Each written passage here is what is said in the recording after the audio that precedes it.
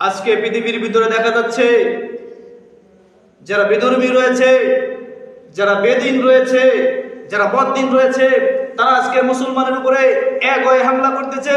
কিন্তু পক্ষান্তরে মুসলমানের জন্য দেখা যাচ্ছে তারা আজকে এক হয়নি, তারা বিভিন্ন ইখতিলাফাত নিয়ে পড়ে আছে। ওরা মিয়া ইখতিলাফ নেওয়ার সময় নেই। এখন আমাদের একতা হওয়ার সময়, সবাইকে জানিয়ে দেওয়ার সময়। এখন আমরা পাঁচজন পাঁচটা ভাই হতে পারি, আমাদের পাঁচজন ভাইয়ের পাঁচটা ইখতিলাফাত থাকতে পারে, আমাদের পাঁচজন ভাই পাঁচ রকম কথা বলতে পারে, কিন্তু আমাদের বাপ একজন। এখন সময় হয়ে গিয়েছে এই কথা বলার যে আমাদের হাতের আঙ্গুল পাঁচ রকম হতে পারে, কিন্তু আমাদের হাত একজন, ঠিক কিনা? আমাদের প্রভু এক নবীর উম্মত, জীবন বিধান এক, ওই সে বাণী কোরআন। আমাদের প্রভু এক নবীর উম্মত, জীবন বিধান এক, ওই সে বাণী কোরআন। তবে কেন এক নও হে মুসলমান, এক হও এক হও করি আহ্বান। তবে কেন এক নও হে মুসলমান, এক হও এক হও করি আহ্বান।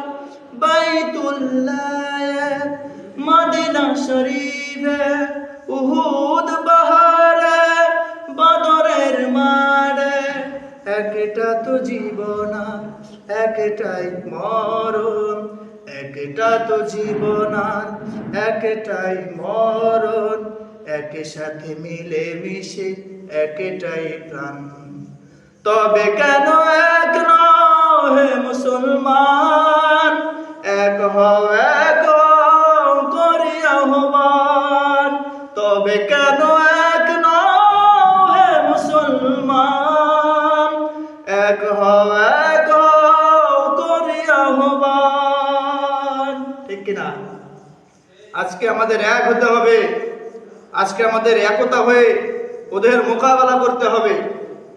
কিন্তু আফসোসের বিষয় হয়ে যাচ্ছে, নাবির নিচে হাত বাঁধা নিয়ে আমাদের মাঝে ইখতিলাফাত হয়ে পড়ে আছে, রফাদান নিয়ে আমাদের মাঝে ইখতিলাফ হয়ে পড়ে আছে।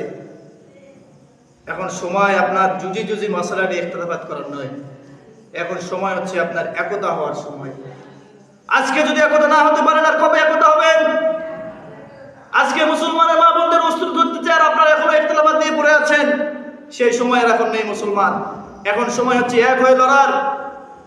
আরে সাহাবাদের মাঝে তো গুণ ছিল, রুহামা বাইনাহুম, পরস্পরের ভিতরে তারা মহব্বতে আন্তরিকতার ভিতরে আবদ্ধ থাকতেন, তারা পরস্পরের ভাইয়ের মতো ছিলেন।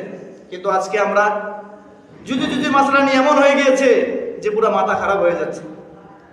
কিছুদিন আগে আমরা নিউজের ভিতরে দেখছিলাম, এতোয়াদ নামে এক সম্প্রদায় এখন কায়েম হয়ে গিয়েছে, তাবলীগ জামাত ভিতরে ফাটল হয়ে গিয়েছে। এতোয়াদ আপনারা শুনে থাকবেন। তো এই এতোয়াদ এখন যারা আপনার আলেম ওলামাদের সঙ্গে আছে, এদেরকে মারধর করতেছে। দেখেননি আপনারা নিউজ? আফসোসের বিষয়। আরে মুসলমান কেন মারামারি করবে? তো কিয়ামতের একটা আলামত। আপনি এত সুন্দর একটা কাজ করতেছেন, সমস্যা নাই, ভালো আপনারা করেন। ওদের দাবি হচ্ছে সাদ সাহেবকে বাংলাদেশের ভিতরে আসতে দিতে হবে। কেন? আরে সাদ সাহেব তো ভুল করছে, সবাই জানে, রুজু করে নেন।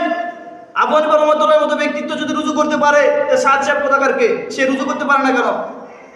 সে রুজু করে নেক, সে আমাদের দলভুক্ত হোক, আমরা মেনে নেবো না, ঠিক আছে। তারা বলেন যে আমরা এখন বর্তমানে এতোয়াদের কথা হচ্ছে যে আমরা আগের আমরা তাবলীগ করি, আমরা আলেম ওলামাদের সঙ্গে থাকবো না, আমরা আগের তাবলীগ করি। আরে মিয়া, তাবলীগ তো শুরু করেছিল ইলিয়াস আর রহমান। তিনি কি জাহেল ছিলেন নাকি? তাবলীগের ভিতরে যে ফায়সালা আমল করা হয়, এটা কি জাহেল লেগেছিল নাকি? এখন এতোয়াদের কথা কি জানেন? আপনারা শোনেন তাদের কথা। এদের কথা হচ্ছে যে আমাদের সঙ্গে ওলামায়ে কেরামরা আছে। তারা কি বলে?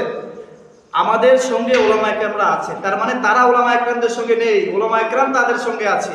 তার মানে তারা হচ্ছে ওলামায়ে কেরামদেরকে চলা। এই সমস্ত ওলামায়ে কেরামরা, এই সমস্ত ধর্মীয় দালাল, ঠিক কিনা? থাকবে এই সমস্ত ধর্মীয় দালাল থাকবে, যারা টাকার বিনিময়ে নিজের ধর্মকে বিলীন করে দিবে। তো আমার পয়গাম হচ্ছে মুসলিম, আমাদের মুসলমান বাংলাদেশের মুসলিমদের মধ্যে আমার একটা পয়গাম হচ্ছে, আমাদের সবাইকে একতা হতে হবে। আগামীর বাংলা মুসলিম রাষ্ট্র হতে হবে। এই বাংলার জমিনে কালিমার পতাকা একদিন উঠবে, ঠিক কিনা? কোন একদিন এদেশের আকাশে কালিমার পতাকা দুলবে, সেদিন সবাই খোদাই বিধান পে দুঃখ বেদনা ভুলবে।